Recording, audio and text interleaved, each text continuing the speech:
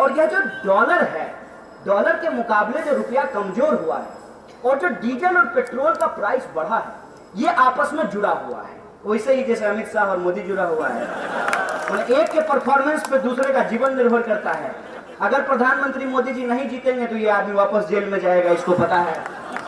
इन्होंने जो पॉलिसी बनाई, उस पॉलिसी की वजह से आज हमको तेल भी महंगा मिल रहा है और डॉलर के मुकाबले रुपया भी कमजोर हो रहा है। वो पॉलिसी ये है, मैं आपका ध्यान आकर्षित करना चाहता हूं कि ईरान के साथ हमारे संबंध खराब हुए, और ईरान के साथ हमारे संबंध इसलिए खराब हुए कि हम अमेरिका के साथ नहीं थे। भारत कभी भी अमेरिका का दोस्त नहीं था। भारत ट्रेडिशनली जो है वो रसिया और दूसरे देशों का ज्यादा दोस्त रहा है, अमेरिका का दोस्त कम रहा है। अभी जब ये सरकार आई तो आप देखे होंगे कि ये इजराइल गए थे उस एक बच्चे से मिलने के लिए। वो खबर बहुत मीडिया में चली थी, मुझे नहीं याद है, आपको याद होगा। कितना ध्यान देंगे, इतना झूठ बोलता है, कुछ याद रहता है कुछ भूल जाते हैं। ये जो है भारत को अब इजराइल और अमेरिका के कैंप में ले जाना चाहते हैं, और ईरान की लड़ाई चल रही है अमेरिका से, तो इसने दबाव बनाया कि आप ईरान के साथ अपने सारे व्यापारिक समझौते खत्म कीजिए। ईरान के साथ व्यापारिक समझौतों को कमजोर करने के चलते क्या हुआ है कि हमारे तेल की जो आपूर्ति है वो मुख्यतः ईरान से होती है। इसकी वजह से जो क्रूड ऑयल है वो सस्ता होने के बावजूद जो है देश में तेल महंगा मिल रहा है। ये जो हकीकत है कि देश के भीतर आप रुपए में व्यापार करते हैं, लेकिन देश के बाहर आप जो भी व्यापार करेंगे वो डॉलर में व्यापार करते हैं। जो तेल के चलते हमारी इकोनॉमी पे बुरा असर पड़ रहा है, उसके चलते हमारे रुपए पे भी बुरा असर पड़ रहा है। ये आपस में जुड़ा हुआ है, और यह जो हकीकत है, इस हकीकत पर इस देश के नौजवान नहीं सोच पाए। यह जो हकीकत है कि किसान का कर्जा माफ किया जाता है 10 पैसा और कॉर्पोरेट का कर्जा माफ किया जाता है 3,16,000 करोड़, इस पे इस देश के नौजवान नहीं सोच सके। इस पे इस देश के नौजवान नहीं सोच सके कि एक साल में 12,000 किसान आत्महत्या करते हैं और उनको बीमा देने वाली कंपनी को 10,000 करोड़ का मुनाफा होता है। ये जो हकीकत है, इस हकीकत से लोगों का ध्यान बांटने के लिए ये जरूरी हो जाता है कि देश के भीतर जाति और धर्म का कार्ड खेला जाए। और धर्म का यदि कार्ड खेला जाएगा तो सबसे बढ़िया कार्ड क्या होगा, आप हमको बता दीजिए। सबसे बढ़िया कार्ड तो हिंदू मुसलमान का ही होगा ना। हिंदू मुसलमान का कार्ड क्यों होगा? क्योंकि ये एक ऐसा दर्द है इस देश के लोगों के जहन में जिसको बहुत आसानी से उभारा जा सकता है। आप देख लीजिए कि जब भी हिंदुस्तान पाकिस्तान का मैच होता है, अचानक से लोगों को देशभक्त बनने का मौका मिल जाता है। कितना आसान काम है, तिरंगा जो है अपने डीपी पे लगा लीजिए, आप देशभक्त हो जाएंगे। बहुत आसान काम है ना। ये जो देशभक्ति का पैकेज है, ये पैकेज बहुत आसान है। आप कोई भी टीवी चैनल खोलिए, अगर आतंकवादी साबित करना हो तो उसका एक खास गेटअप है कि नहीं है? हर किसी को चोर साबित करना हो तो उसका खास गेटअप है। मैं बिहारी हूँ, मैं जब सिनेमा देखता था मुंबईया, कहता था कि रे जरा बिहार से बुलाओ शूटर को। यार हम आकर के तुम्हारा पखाना साफ करते हैं, तुम हमको शूटर कह रहे हो। हम आकर के तुम्हारा बिल्डिंग बना रहे हैं, तुम्हारा सब कचरा उठा रहे हैं, रिक्शा चला रहे हैं, ठेला चला रहे हैं, सब्जी बेच रहे हैं, तुम्हारे घर की नौकरपनी कर रहे हैं, और तुम हमको शूटर कहते हो। ये क्या है? ये वही है कि इस देश में गरीबों से नफरत करो। और अगर आप बिहारी हैं तो आप बिहार में पैदा हुए हैं या नहीं हुए हैं ये महत्वपूर्ण नहीं है। आप गरीब हैं, आप देखने से गरीब लगते हैं, इसीलिए आप भले उत्तर प्रदेश के हो, आपको भी बिहारी ही कहा जाएगा। ये गरीबों के खिलाफ नफरत है। इसी तरीके से मुसलमानों के खिलाफ नफरत है। कोई नहीं जानता है कि इस्लाम क्या है, मुसलमान क्या होते हैं। बस टीवी देखा है, टीवी में वो यही दिखा है कि उस्मान भाई, और उसको लगता है सब उस तरह लेकर के घूम रहा है।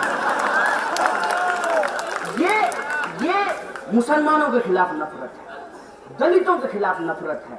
ये सब लोग जो है रिजर्वेशन लेकर के पढ़ाई करते हैं, और इनसे जो है इलाज मत करवाना, ये तुम्हारे पेट में उस तरह छोड़ देंगे, कैंची छोड़ देंगे तुम्हारे पेट में। ये दलितों के खिलाफ नफरत है। अब इनकी हकीकत को आप देखिए, इनका जो पैसा लूट रहा है, इनके घर में रहने वाले इनके जो रिश्तेदार हैं, इनके बहू बेटियों की असमत लूट रहे हैं, उनसे इनको डर नहीं लगता है। इनका धन संपदा अधिकार जो लोग छीन रहे हैं, उससे इनको डर नहीं लगता है। जो डोनेशन देकर के डॉक्टर बना है, उससे डर नहीं लगता है, लेकिन जो रिजर्वेशन लेकर के डॉक्टर बना है, उससे इनको डर लगता है। ये साजिश को आप समझिए कि इस देश के भीतर जो कमजोर तबका है, चाहे वो गरीब हो, किसान हो, मजदूर हो, दलित हो, पिछड़ा हो, अति पिछड़ा हो, आदिवासी हो, महिला हो, कोई भी महिला हो, किसी भी समुदाय की महिला हो, आप लोगों का भी मूड फ्रेश व्हाट्सएप पे एंटी वीमेन जोक सही होता है कि नहीं होता है? होता है ना? सोच लीजिएगा कि ये वही मानसिकता है जिस मानसिकता से कहीं कहा जाता है, एक शंकराचार्य ने कहा कि औरत अशुद्ध होती है, इसीलिए वो शंकराचार्य नहीं बन सकती है। औरत उसी अपने पेट से, अशुद्ध पेट से 9 महीना रख करके पैदा की जिस मर्द को, वो मर्द शुद्ध हो जाता है और औरत अशुद्ध हो जाती है। इस मानसिकता को समझिए आप। ये सोच की लड़ाई है, ये आपके जहन की लड़ाई है कि आप इंसान को इंसान की तरह देखेंगे कि नहीं देखेंगे। साथी उमर रोहित वेमुला का नाम ले रहे थे। रोहित वेमुला ने अपनी आखिरी चिट्ठी में लिखा कि आप इंसान को सिर्फ एक वोट की तरह देखना चाहते हैं। बाबा साहब भीमराव अंबेडकर जब संविधान लिख रहे थे तो उन्होंने कहा 1 पर्सन, हिंदू मुसलमान सिख ईसाई नहीं कहा, 1 पर्सन इक्वल टू 1 वोट और 1 वोट इक्वल टू 1 वैल्यू। अरे मियाँ जी घर में नहीं इज्जत देते होंगे अपने बेगम को, लेकिन उनका वोट भी एक, और बुर्का नवीस उस जो बीवी है उसका भी वोट एक। पंडित जी इतना बड़ा चोटी लगा करके घूमे, बड़ा ज्ञानी हैं, 4 वेद पढ़े हैं, उनका भी वोट एक, और उनकी पत्नी भी के वोट का भी वैल्यू एक। अंबानी, उसका भी वोट एक, और जूता सिलने वाला का भी वोट एक। इसको कहते हैं संविधान, इसको कहते हैं जमहूरियत। लेकिन समाज में तो ये नहीं होता है, और समाज में जानबूझ करके इंसान को इंसान की तरह बर्ताव नहीं किया जाए, इसकी साजिश रची गई। और जो बात उमर ने कही उसकी गंभीरता को समझिए कि बहुत दिनों के बाद, दशकों बाद एक ऐसा तबका समाज में पैदा हुआ जो खुद नहीं पढ़ सका, पेट काट करके अपने बच्चों को पढ़ने के लिए भेजा, और हम लोग सब उसी पीढ़ी में शामिल हैं। उसी पीढ़ी में शामिल था नजीब भी। नजीब की माँ भी पीएचडी नहीं की हुई थी, और हम में से सारे लोग जो आज इस मंच में बैठ करके ये सवाल उठा रहे हैं, हम में से किसी की भी माँ पीएचडी नहीं है। मेरी माँ तो मैट्रिक पास है। हम पहले जनरेशन है जो यूनिवर्सिटी का मुंह देखे, पीएचडी करने के लिए आए। लेकिन आज जब हम पढ़ने लगे हैं, जब हम सीखने लगे हैं, जब हम सवाल पूछने लगे हैं, जब इतिहास में हम अपना नाम ढूंढते हैं कि हमारी पीढ़ियों की कुर्बानी कहाँ है, तब इनको डर लगने लगता है, इनको सवाल से डर लगने लगता है, और इनको लगता है कि इन्होंने देश के साथ जो पिछले कई दशकों से गद्दारी की है उस पर सवाल पूछा जाएगा, इसलिए हमारे सवाल पूछने के अधिकार को छीन लेना चाहते हैं। और ये सब कुछ किसके नाम पे होगा? ये सब कुछ देश के नाम पे होगा। मसलन एक भाजपा का समर्थक हमको बोला 200 रुपए लीटर पेट्रोल खरीदेंगे लेकिन भाजपा को ही वोट देंगे। हम बोले दोस्त मेरा रिक्वेस्ट है तुमसे, हर पेट्रोल पंप पे जैसे मोदी जी का थोबरा लगवाए हो हैं करते हुए, उसी तरीके से हर पेट्रोल पंप पे 2 मशीन लगवाओ। एक जिसको अपनी देशभक्ति साबित करनी है 200 रुपए पेट्रोल खरीद करके उसके लिए, और एक हमारे लिए। हमको 200 रुपए पेट्रोल नहीं चाहिए, मोदी रहे सत्ता में या ना रहे, 200 रुपए लीटर हमको पेट्रोल नहीं चाहिए। खाओ पियो तुम और बिल फाड़ो हमारे नाम पे।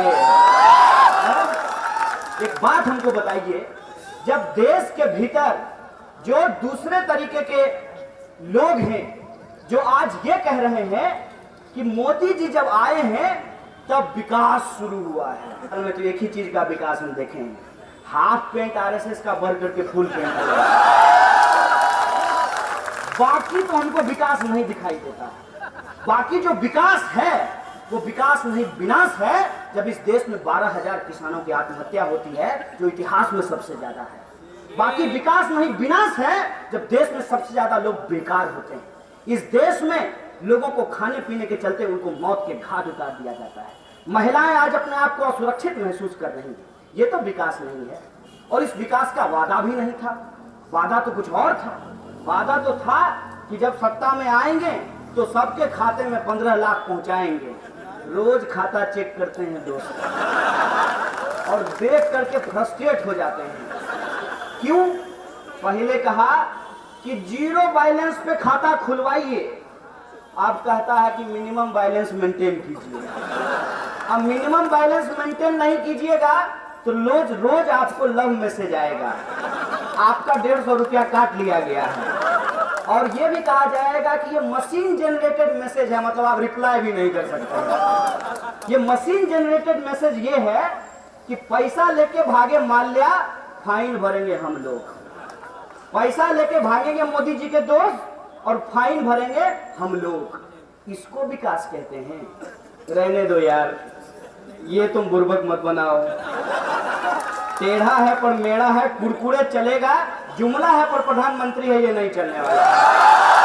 ये तो हमको नहीं चाहिए। और यही बात जब हम पूछ देते हैं तो क्या कहता है? फक, तुम लोग देशद्रोही हो। हम बोले हैं, हम कोई सफाई नहीं देते हैं। हम कहते हैं ये बताओ कि 15 लाख कहाँ है? देशद्रोही हो हैं, 2 करोड़ नौकरी कहाँ है? दाल 200 रुपए किलो क्यों बिक रहा है? ये सवाल है ना। इस सवाल को गुमराह करने के लिए हर सवाल का जवाब इनके पास है। और इसीलिए मैं जिम्मेवारी के साथ, मेरा नाम कन्हैया है, अपने घर की सफाई मेरी ही जिम्मेवारी है। पड़ोसी का घर जाकर के कोई थोड़ी झाड़ू लगाता है। मेरा नाम कन्हैया है। हम एक हिंदू परिवार में पैदा हुए हैं और मैं उम्र की बात से सहमत हूँ कि आज हिंदू धर्म को अगर किसी चीज से खतरा है तो वो आरएसएस और भाजपा की सरकार है। इसीलिए आज हिंदू धर्म के नाम पे, राम जी के नाम पे जो भाजपा का ऑफिस बनाया गया, ये तो हम नहीं बर्दाश्त करने वाले हैं। और ये सवाल जब पूछ देते हैं तो गाली देने लगता है। मैंने भोरे में बोलता है भारत माता की जय, और मैंने भोरे का नाश्ता जो है भारत माता की जय, और